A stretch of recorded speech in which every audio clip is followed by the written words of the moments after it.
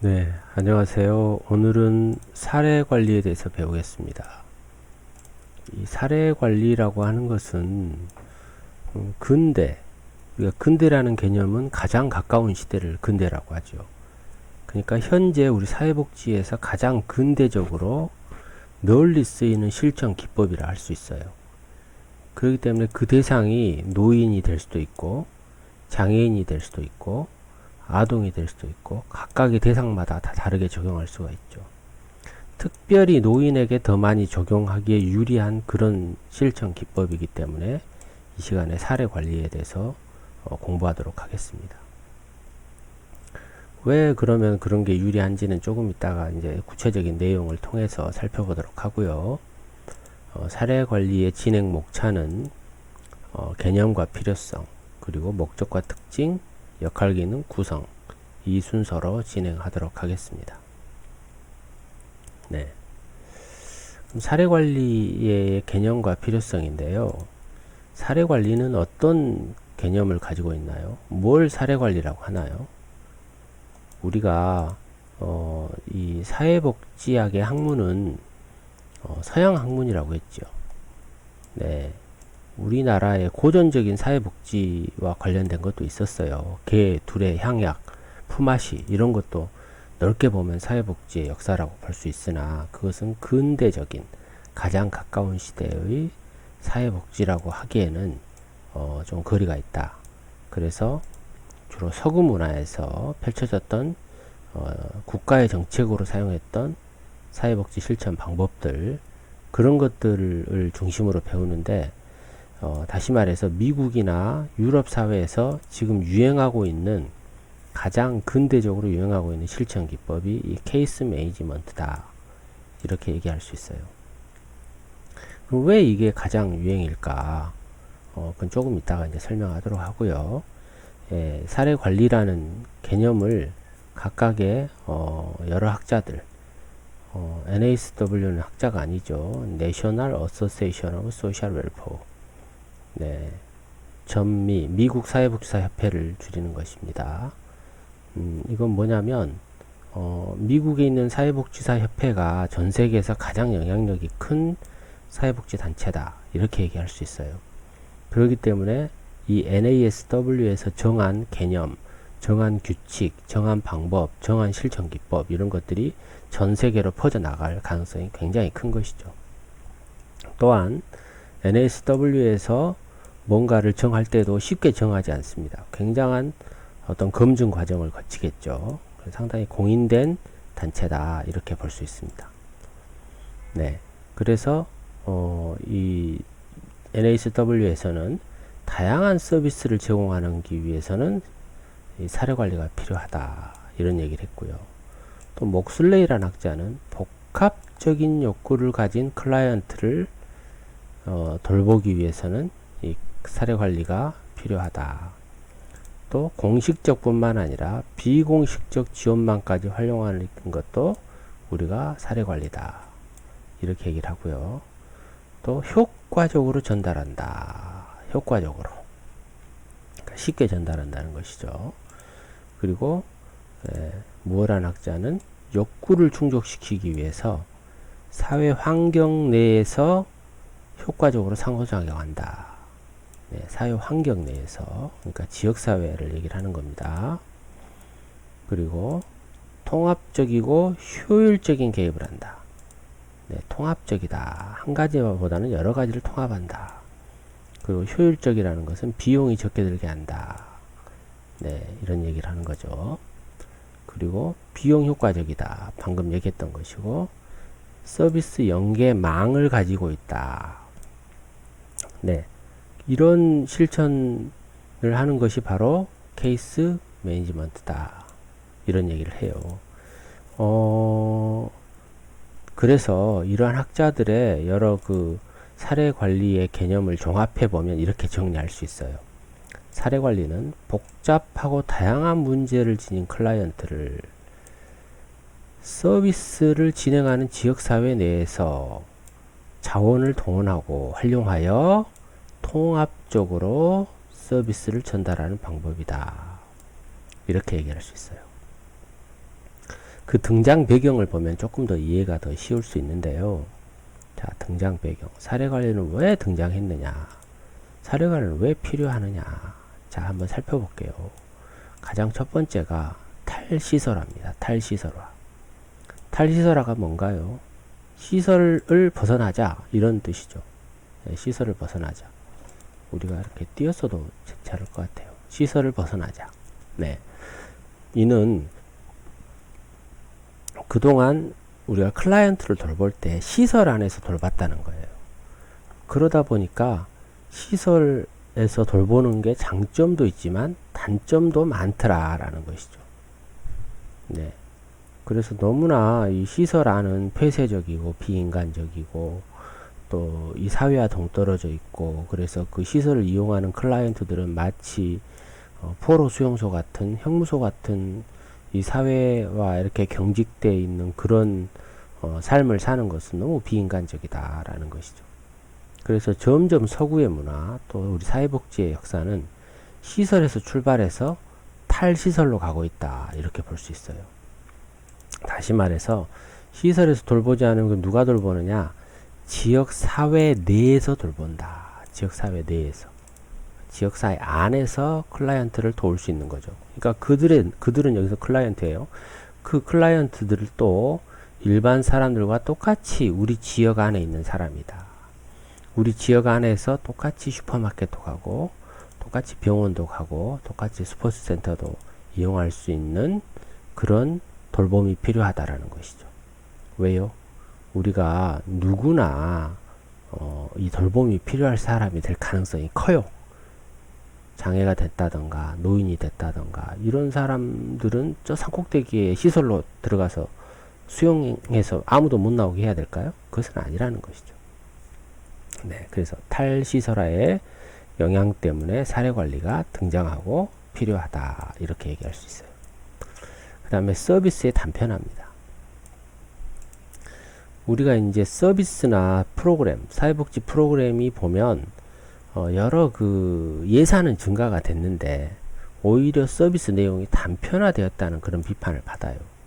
또 그것뿐만 아니라 서비스가 중복적으로 제공된다는 것이죠. 그러니까 이 얘기는 뭐예요? 중복적으로 제공됐다? 이것은 한 개만 받아야 될 사람이 두 개 받아야 되고, 한 개를 받아야 될 사람이 한 개도 못 받는다는 것이죠. 이게 항상 우리가 불평등, 불공평 이런 것들이 등장해요. 우리 사회는. 그렇기 때문에 사례관리가 필요하다는 것이죠. 왜요? 아까 시설에서 돌보는 게 아니고 지역사회에서 돌보기 위해서는 사례관리가 필요하다, 이런 얘기가 했듯이 중복 서비스, 사각지대를 없애기 위해서는 우리가 사례관리, 우리가 관리를 해야 된다. 하나의 사례를 다 관리를 해야 된다는 것입니다. 그 다음에 세 번째, 재정 때문입니다. 재정 때문. 우리가 시설에서 서비스를 하잖아요. 생각보다 돈이 많이 들어갑니다. 노인 한 분을 돌보는 우리나라의 비용이 얼마나 들어갈까요? 약 250만원 정도가 들어갑니다. 노인 한 분을 시설에서 돌봤을 때 얘기예요. 그런데 전 세계적으로 복지도 너무 돈을 많이 들어가는 거 아니냐, 이렇게 논의가 시작돼요. 언제? 1970년대 후반, 80년대 초반 이때에 우리가 여러 나라들이 복지가 너무 그냥 돈을 많이 지출한 거 아니냐, 좀 더 효율적으로 해보면 안 되겠느냐, 이런 움직임이 나타나기 시작해요. 그것이 이제 배경이 신자유주의죠. 당시에 오일 쇼크가 벌어지고 뭐 경제가 무너지고 이런 시절이었기 때문에 복지 비용을 경제가 무너진 상태에서 복지 비용을 만들어내는 것은 쉽지 않았을 거예요. 그래서 뭔가 재정적으로 좀 전략해보자, 이런 차원에서 사례관리가 등장하게 된 것이죠. 네. 그 다음에 인구사회학적 변화예요. 인구사회학적 변화가 뭡니까? 과거에 대가족에서 소가족으로 됐죠. 지금 그걸 핵가족이라고 하잖아요. 그리고 나이 든 사람, 부모님이나 이런 분들을, 노인들을 집에서 안 모시죠. 옛날엔 집에서 모셨잖아요. 그리고 모든 남녀가 다 사회생활을 합니다. 그리고 여성의 어떤 사회 진출, 경제활동 이런 것들이 있기 때문에 이런 변화가 맞은 상태에서 돌봄이 필요한 사람을 가정에서 돌보기는 힘들다. 그래서 우리 사회가 돌봐야 된다. 사회가. 그래서 이런 욕구를, 다양한 욕구를 가진 인구가 증가했는데 옛날처럼 단편된 서비스, 시설 서비스 같은 단편된 서비스만 한다? 이것은 한계가 있다라는 거죠. 이 시대에. 그 다음에 사회적 관계에 대한 인식이 증가되고 있어요.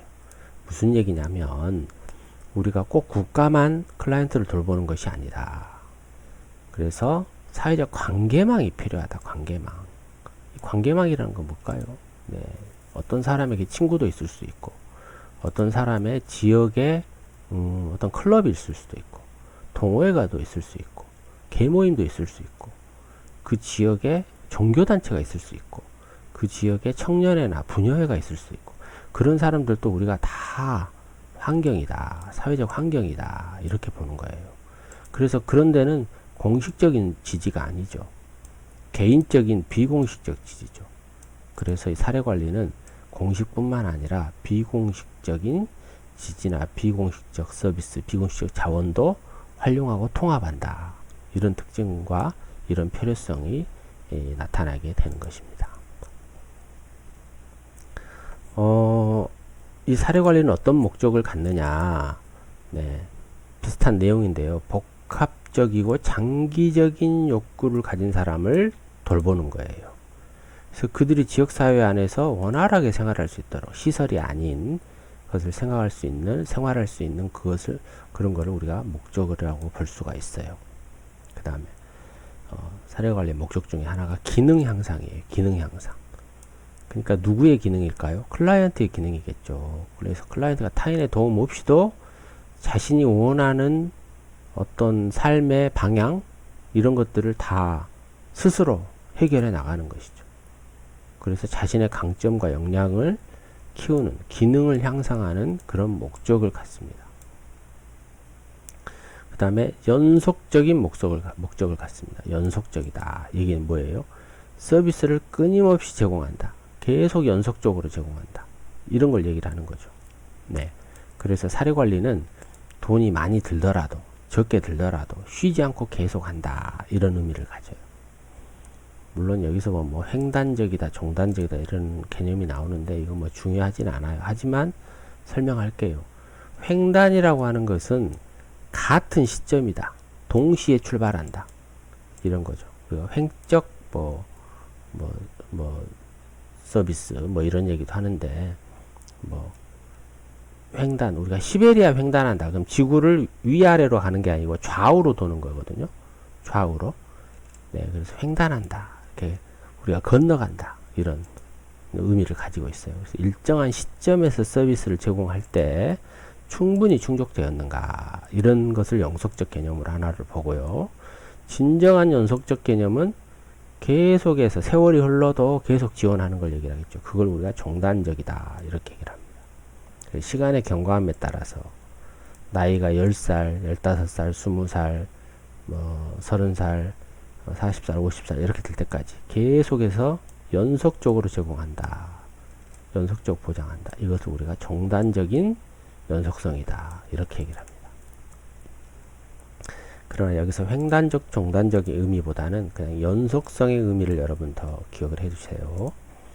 그 다음에 비용 효과성입니다. 아까 앞서 재정 부분 얘기 나눴잖아요. 여기서 우리가 재정적인 부분 같은 의미입니다. 비용을 좀 더 적게 할 수는 없을까? 우리가 너무나 많은 비용이 들지만 비용이 한계가 있어서 어떤 클라이언트에게 제공을 못하는 경우도 있어요. 그래서 오히려 비용을 절감하기도 하지만 또 서비스를 효과를 낼 수 있는 것들이 필요하다는 것이죠. 네, 그래서 서비스 접근성과 또 책임성의 증진도 필요해요. 뭐 이를테면 접근성이라는 건 뭐예요? 거리적인 접근성이 가장 대표적이죠. 우리가 사회복지 시설 하면은 산꼭대기에 있다든가 아주 멀리 있죠. 잘 보이지도 않는 곳, 뭐 땅값 싼데 이런 데 짓겠죠. 그런데 그런 것을 없애는 거죠. 가까운데 지역사회 안에 한복판에 번화가 한복판에 둔다든가 아니면 관공서 옆에 둔다든가 접근성이 뛰어날 수 있게 그리고 어떤 관련 정책이나 규제 절차 이런 것들을 다 접근을 잘 할 수 있도록 만드는 것이죠. 또한 책임성이 증진합니다. 우리가 아까 탈시설화 얘기했잖아요. 탈시설화. 돌봄이 필요한 클라이언트를 산꼭대기 있는 시설로만 보내버린다? 너무나 우리가 책임성이 없는 거죠. 그래서 사회적 책임성, 우리 사회 전체가 책임을 진다. 우리 중에 누구라도 장애를 생겼다. 우리 중에 누구라도 돌봄이 필요하다라면 우리 사회 전체가 책임을 진다라는 그런 사회적 책임성, 연대성 이런 것들을 우리 사례관리에서는 주요 목적으로 삼고 있어요. 자, 그러면은 어떤 특징이 있느냐, 여기서 좀 핵심적인 얘기를 할 건데요. 이 사례관리에는요, 개별 사회복지와 굉장히 밀접합니다. 자, 개별 사회복지. 자, 케이스웍이네요. 케이스웍이라고 나왔네요. 이게 개별 사회복지거든요. 근데 사례관리는 어떤 뜻을 갖나요? 케이스 매니지먼트네요. 네. 케이스 매니지먼트. 자, 그러면 여기서 케이스라는 건 뭘 얘기를 할까요? 케이스는 바로 개별을 얘기합니다. 개별. 그래서 개별을 무슨 퍼스널이나 이런 단어로 쓰지 않았어요. 뭐 개인 이런 걸로 쓰지 않은 거예요. 그것은 뭐냐면 하나의 케이스다. 한 케이스, 두 케이스, 세 케이스 이렇게 본다는 거죠. 그래서 우리가 개별 사회복지는 케이스 웍이라고 합니다. 참고로 이 개별 사회복지는요, 사회복지 3대 실천 방법론의 하나예요. 그 중에 하나가 개별 사회복지, 또 하나가 집단 사회복지, 또 하나가 지역 사회복지가 있어요. 그런데 이 개별 사회복지는 뭐냐면 개인을 대상으로 개인의 문제를 해결하려고 하는 실천 방법이에요. 그동안의 사회복지 역사를 보면 이 개별 사회복지 역사가 가장 많은 역사를 차지해요. 그 무슨 얘기냐면 개인의 문제를 해결하려고 하는 노력을 우리는 많이 사회복지라고 얘기를 했어요. 개인이 사회 적응을 못한다. 개인의 상담을 한다. 개인의 직업이다. 개인의 머리 아픔이다. 개인의 가족 문제다. 이런 것들을 다 개인의 문제다. 개인의 문제를 해결하려고 하자라는 거죠. 나중에 우리가 집단적 사회복지라든가 지역사회복지라든가 이런 것들 등장하게 되죠. 다시 말해서 여기서 보세요. 개별 사회복지를 적용한, 네, 여기는 룰로 해야 돼요. 가로로 보지 않기 때문에 를 적용한 직접적인 실천 방법과 유사해요. 그런데 간접적인 개입도 포함하다는 것이죠. 자, 그럼 다시 앞으로 가볼게요. 직접도 하고 간접도 한다? 개인 사회복지와 비슷하다? 그러니 자, 개인의 문제를 해결하려고 우리는 그들을 매니지먼팅 한다. 이렇게 이해하면 돼요. 네, 매니지먼트, 관리 경영한다. 관리 경영. 자, 매니저가 된다는 거죠. 매니저가 된다라는 거죠. 매니저가 된다는 것이죠. 네. 우리가 연예인 매니저를 한번 생각해 볼까요? 걸그룹 매니저? 자, 걸그룹 매니저는 어떤가요? 어떤 일을 하나요? 걸그룹의 방송 녹화 스케줄을 짜고, 율동 스케줄을 짜고, 노래 연습, 그리고 지방 공연, CF 촬영, 이런 것들을 다 매니저가 다 조정하고 짜는 거잖아요. 마찬가지죠. 우리 클라이언트를 우리가 매니저하는 거예요. 매니저. 그래서 한 사람 한 사람, 다시 말해서 한 케이스 한 케이스마다 우리가 매니저가 되는 거죠. 자, 그럼 우리 사회복지 할머니 대상자 중에 할머니가 계세요. 그럼 그 할머니 걸그룹이라고 생각해 보세요. 우리가 매니저가 되는 거예요. 자, 월요일은 어르신 병원에 가셔야 됩니다. 화요일은 어르신 집으로 방문 요양보호사가 올 겁니다. 수요일 오후에는 어르신 방문 목욕차고 와서 어르신을 목욕시켜 드릴 겁니다. 목요일은 어떤 일을 하게 될 겁니다. 경로당에 행사가 있습니다. 이런 심리치료를 받게 될 겁니다. 이런 보건소를 이용하게 될 겁니다. 이렇듯이 한 사람 한 사람, 다시 말해서 한 케이스 한 케이스를 매니저로서 매니지먼팅을 한다. 이게 바로 사례관리다. 이렇게 얘기할 수 있어요. 자, 그러면 개별 사회복지를 적용한 직접적인 방법과 매우 유사하네요. 개인의 문제를 해결하려고 했으니까. 근데 여기에다가 현장의 다양한 자원이나 옹호활동, 또 지역사회는 다양한 서비스를 제공하는, 여기다 다양한 이런 단어를 써볼까요? 네, 다양한 서비스를 제공하는 간접적인 개혁까지 포함한다. 이게 바로 사례관리의 특징이다. 이렇게 얘기할 수 있어요. 구체적으로 좀 볼까요? 네, 지역사회 서비스와 연계하고 지역사회의 중심으로 접근을 한다. 시설이 아닙니다. 지역사회 중심이다. 또 복합적이고 장기적인 욕구를 가진 사람을 대상으로 한다. 또 욕구 충족 문제 해결 및 서비스 제공에 초점을 둔다. 그리고 기능과 독립을 극대화한다. 아까 여기랑 비슷하네요. 네. 네. 기능이 어디 있었지? 네네, 여기 있네요. 사회적 기능 향상, 자신의 강점과 연령을 요거랑 비슷해요. 네, 5번째, 포괄적인 서비스를 제공한다. 한 가지만 하지 않아요. 그래서 여러 가지를 제공한다. 또 시간 순차적으로 수행한다. 이건 무슨 얘기냐면 어떤 과정이 있다라는 얘기죠. 1단계, 2단계, 3단계라고 하듯이 어떤 순서와 과정이 있다. 네. 그리고 개별화된 접근이다. 네, 개별사회복지랑 비슷하겠어요. 저는 이 개별화라는 개념을 여러분 어떻게 설명을 하냐면요. 개인이나 개체에 따라 다르다는 거죠. 그러니까 이 개별화는 뭐냐면은요. 우리 사회가 똑같은 성격을 가질 수 없잖아요. 모든 개인들이 다 각각의 가치관과 각각의 인간체마다 다른 성격과 어떤 그 가치관과 이데올로기를 가질 수 있잖아요. 네, 저는 이렇게 설명하면 어떨까 싶어요. 어떤 집에 미역국을 끓이는데요, 어떤 집은 소고기를 넣어서 끓여요. 근데 어떤 집은 가면 돼지고기를 넣어서 끓여요. 또 어떤 집에 가면요, 닭고기를 넣어서 미역국을 끓여요. 네. 한 번도 닭고기를 넣어서 끓여 먹지 않는 집은 그 집이 이상하죠. 근데 그 집은 아주 일반적이에요. 그걸 보고 우리가 개별화라고 하는 것이죠. 남들은 이상하게 생각하는데 본인들은 이상하지 않는 거죠. 네, 각각 개별적이에요. 또 이렇게 생각하면 어떨까요?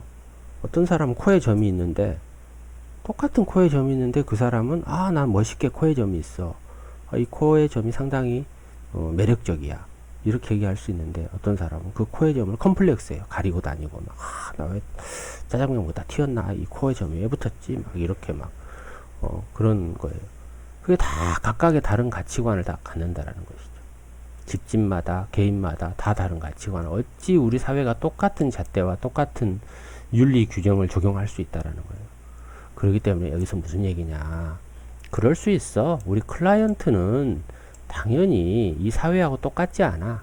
약간 개별적으로 봐야 돼. 개별화로 존중을 해줘야 돼.